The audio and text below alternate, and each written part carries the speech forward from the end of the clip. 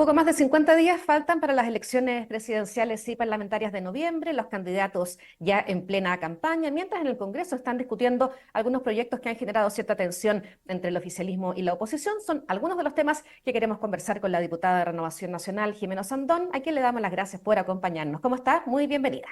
Hola, hola, muy buenos días. Muchas gracias por la invitación, como siempre. Varios temas para conversar, diputada. Me gustaría comenzar con lo de Michelle Bachelet, la postulación que hizo el presidente Gabriel Boric de la ex mandataria ahí en Naciones Unidas. Se está buscando un apoyo transversal.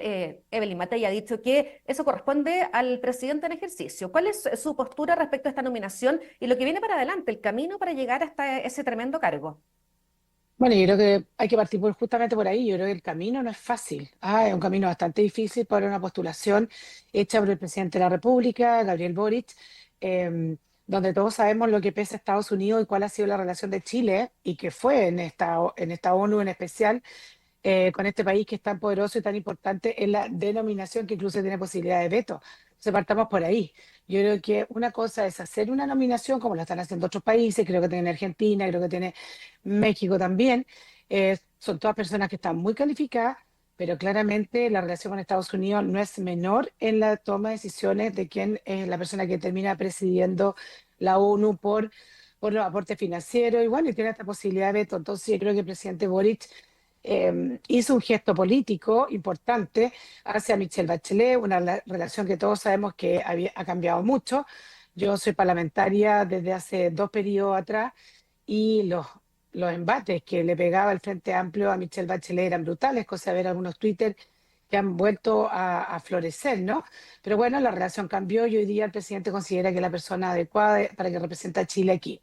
Ahora, esto es algo que se hace cargo del próximo gobierno, entonces uno no entiende muy bien por qué tenía que adelantarse esta nominación, sino que también podría haber corrido de forma natural, dado la experiencia que ella ha tenido en la ONU en el último tiempo, incluso con los cargos que tuvo como comisionada de derechos humanos. O sea, uno no entiende mucho acá si fue una cosa política o para nosotros que nos dividiera a la derecha, para que empezáramos estas conversaciones, si la apoya o no la apoya.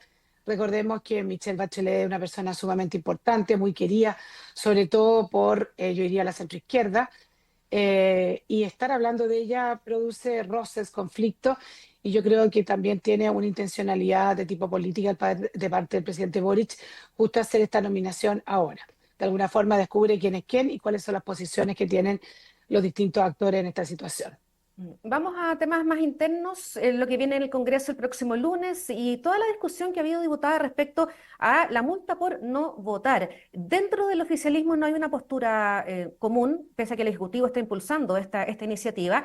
¿Qué espera, qué expectativas tiene respecto a este proyecto que, como decíamos, se revisa el lunes en tercer trámite y en la Cámara?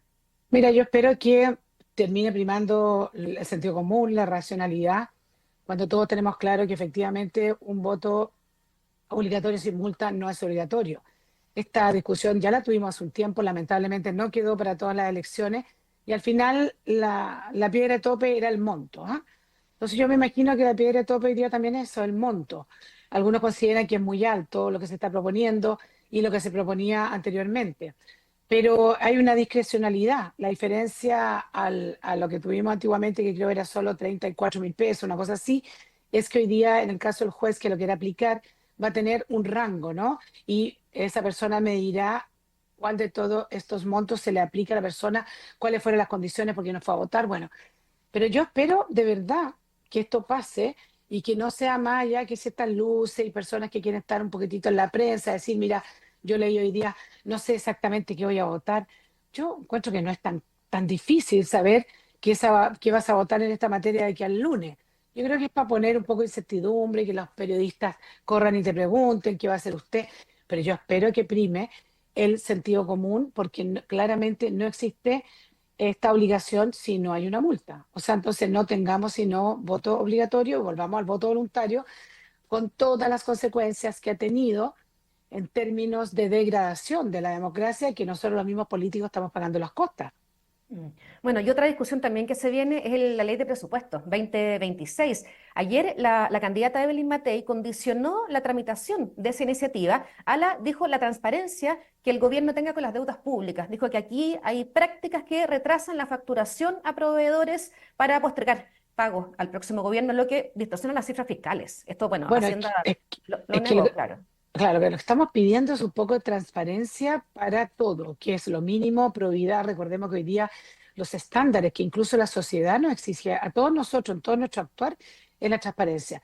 El tema de la cifra es bien brutal. O sea, yo solo quiero contar un poco mi experiencia la última semana en territorio con el tema de las viviendas, de los mejoramientos de viviendas, con los mejoramientos de territorio, con las compras. Hoy día aparecía algo también en el Mercurio sobre las compras de terreno. O sea, uno se da cuenta que, mira, dilatan por aquí, dilatan por allá, mira, no te voy a recibir yo, te va a recibir otro, lo que sea. Todo esto porque no hay presupuesto. Entonces, un gobierno que viene entrando tiene que saber al menos exactamente con qué se va a topar. Por eso es muy importante que hoy día este presupuesto, sobre todo, sea absolutamente transparente para realmente poder planificar políticas públicas que después no se transformen en descontentos sociales. Si el punto es eso. O sea, yo veo hoy día con mucha preocupación y yo creo incluso que hasta un poco la salida de Marcel en este minuto que se fue justo en un minuto tan importante donde había que dejar cerradito, ¿no es cierto?, el presupuesto y la rendición de cuentas de alguna forma de la ejecución presupuestaria, porque también nosotros vamos viendo cuáles son las ejecuciones de presupuesto de cada una de las partidas y el ministro Marcel se va. Realmente uno dice, bueno, o no quiso quedarse con esta piocha que claramente no va a ser buena o sencillamente tenemos que ver algo que sea absolutamente claro con un tema de justicia, no solo por el gobierno, sino por la ciudadanía. O sea, cuando la gente dice, no, que el Estado, yo digo, es que no hay plata, es que cómo el Estado no va a tener plata. La gente no se imagina que puede existir un déficit fiscal a la altura del Estado. Y lamentablemente, al menos en términos de vivienda, reparaciones y distintos programas, uno se da cuenta que no hay un solo peso. Dice Matei que los números fiscales que se difunden son mentirosos porque la deuda real sería mayor a la informada, pero Hacienda responde que toda factura emitida en el marco de la ley de presupuestos tiene recursos asegurados. Claro, pero hay que ver todo lo que ellos van a dejar comprometido también, porque el presupuesto de la nación tiene eso, que en el fondo uno ve la rendición, pero también hay muchas cosas que quedan comprometidas hacia adelante. ¿Ah? Entonces, básicamente, en gobiernos que son de 4 años, el primero se ejecuta lo que quedó porque hay una cierta movilidad. Tú puedes reasignar un poco, pero tampoco es que tú, un gobierno entrante, pueda hacer lo que se quiera con el presupuesto que se le deja ya afín y afirmado desde el gobierno anterior. Entonces, es muy, muy delicado. De verdad que este es un gran tema y Chile está acostumbrado a tener esta estabilidad fiscal, por decirlo así, y que nos ha venido ayudando hasta los últimos tiempos, pero lamentablemente la situación ahora que se está viviendo es otra. Mm.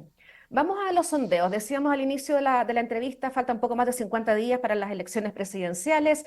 Eh, Permanece en tercer lugar Evelyn Matei, hoy día pulso presidencial, colocaba a Janet Jara 30%, liderando la primera vuelta, seguida por José Antonio Kast con 26%, Matei, como comentábamos, sigue en el tercer lugar con 19%. ¿Qué está pasando con la candidatura de Evelyn Matei? Bueno, nosotros tenemos que seguir trabajando. Todavía, como dices tú, faltan 50 y tantos días. Ojalá nosotros ya revertimos la curva, sencillamente hoy día vamos hacia arriba.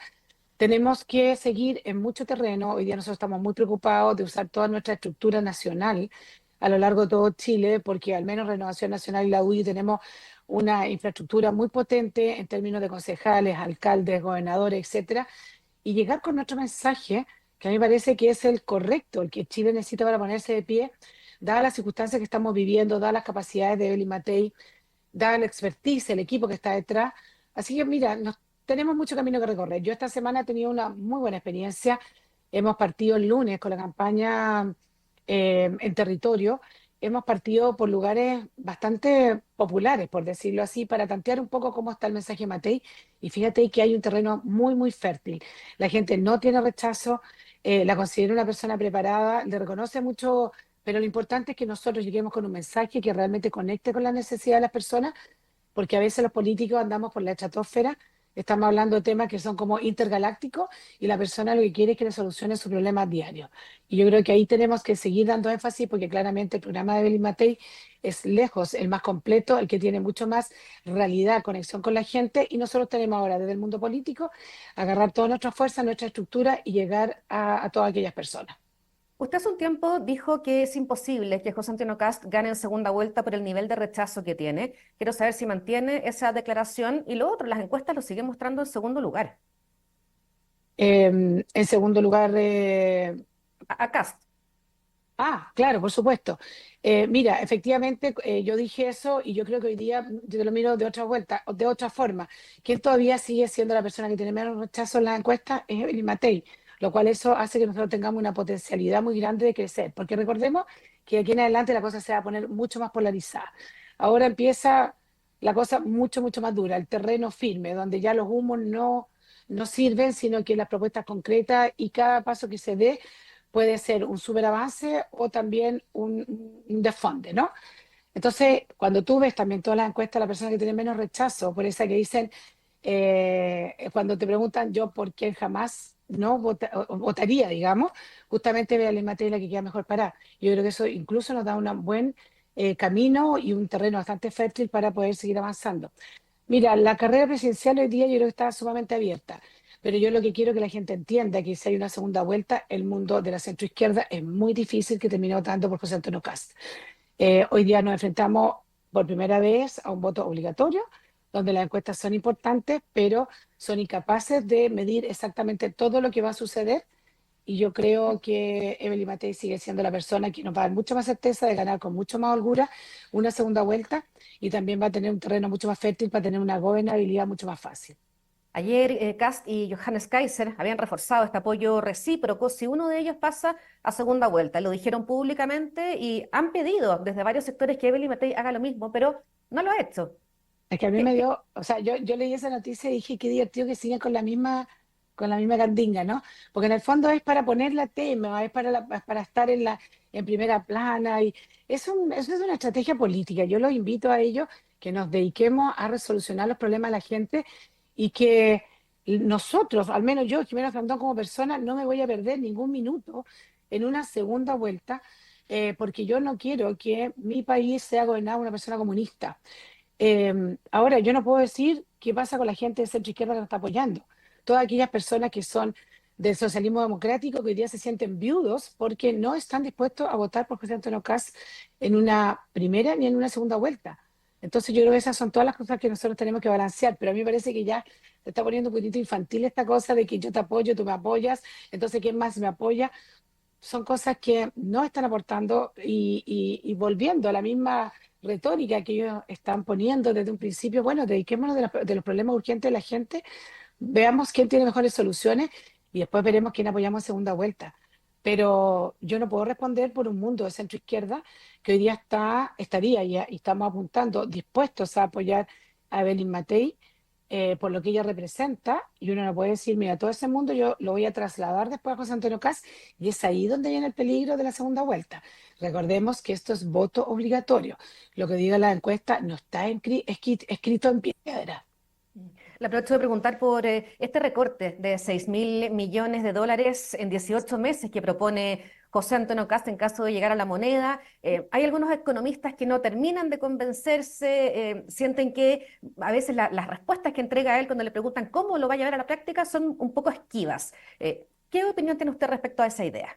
Mira, yo creo que hoy día hay que leer el tema de pobreza en Argentina, que partió con esa misma teoría de haciendo recortes brutales, y hoy día vemos como el presidente Milei perdió una candidatura importantísima en la capital de Argentina, en Buenos Aires, ¿no? Que están peligrando sus elecciones, que hoy día tiene una pobreza mucho más baja o sea, mucho peor, o sea, mucho más alta de la que cuando él comenzó, porque estos ajustes hay que tener mucho cuidado. Si bien todos sabemos cómo se deben hacer, pero hay que tener mucha prudencia, porque siempre va a haber una familia afectada, siempre va a haber una comunidad que va a pagar esos costos de este apretar cinturón. Entonces, este sistema tiene que ser paulatino y de verdad, yo insisto, hemos visto con los economistas que están detrás del programa de Evelyn Matei que no se sabe cómo se va a recortar sin tener un impacto brutal, ¿no es cierto?, sobre las familias chilenas en un año y medio, 6.000 millones de dólares, los cuales nosotros proponemos 2.000 al año, que igual ya es grande y es importante y también va a tener efecto. Pero yo miraría la situación que está viviendo hoy día Argentina cuando nos enteremos cómo ha aumentado su pobreza a No, pesar y el descontento, ¿no? el índice de pobreza en Argentina llegó a su nivel más bajo desde el 2018. Bajó. Claro, baja, pero con un descontento muy grande. ¿ok? claro, pero la Entonces, pobreza bajó, sí. claro, baja la pobreza, pero el descontento es altísimo. Entonces, tiene que tener mucho cuidado que nosotros podemos hacer todos estos esfuerzos, pero lo que no podemos volver a tener es un estallido social. Entonces, tenemos que mejorar nuestra economía, claramente, pero pero ¿a costo de qué? Y es por eso que estamos esperando. Yo hoy día en la mañana conversaba con personas que están muy metidas en el mundo de José Antonio Caz y decían que ellos van a demostrar cómo se hace esto. Bueno, estamos esperando eso, pero al menos nosotros tenemos mucha responsabilidad. Hay que tener responsabilidad fiscal, pero también hay que tener mucha responsabilidad con quién va a sufrir esos recortes. Efectivamente, muchos de ellos son necesarios.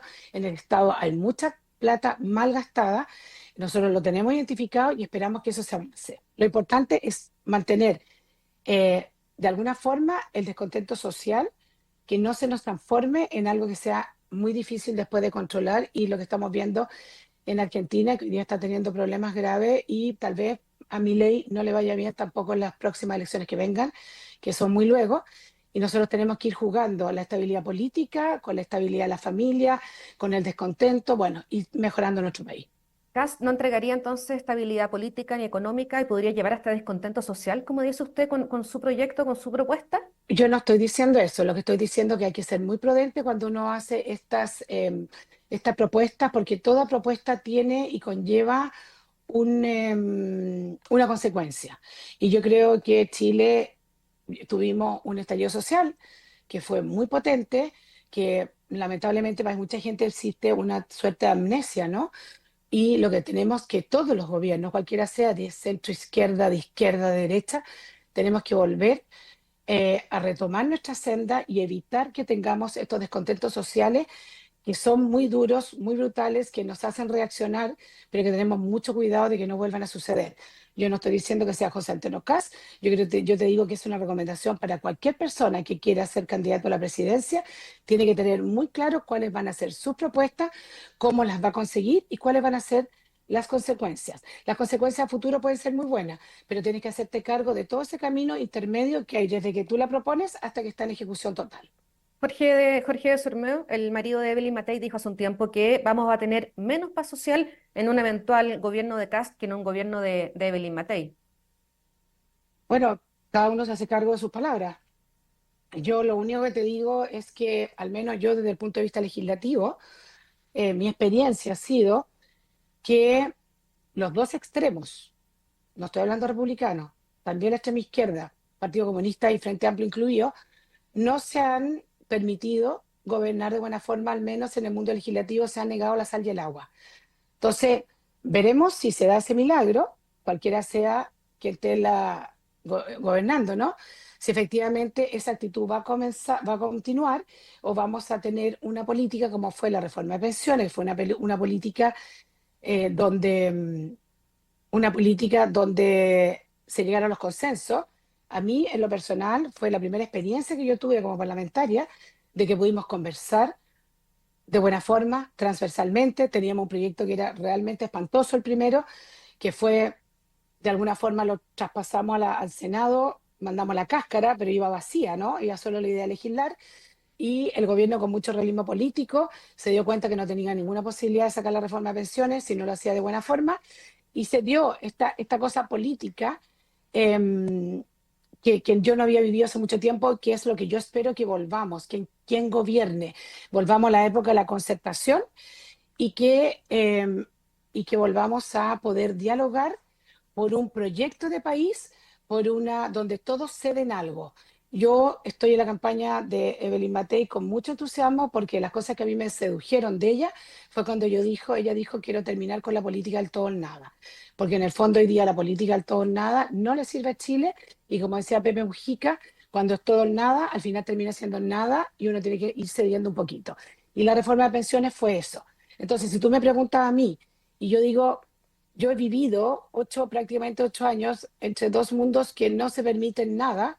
No sé cómo va a ser eso en la práctica cuando uno de estos dos polos podría estar gobernando. Y es por eso que yo creo que Evelyn Matei es la persona que puede dar más estabilidad, porque ya demostramos con la reforma de pensiones cuál es nuestra forma de hacer política. En una reforma de pensiones liderada por la entonces ministra Janet Jara, hoy día candidata a la Y, presidencia, y Marcel, y y por Mario nuestros Marcel. senadores, ¿eh? Y nuestros senadores que hicieron un trabajo realmente espectacular, me consta.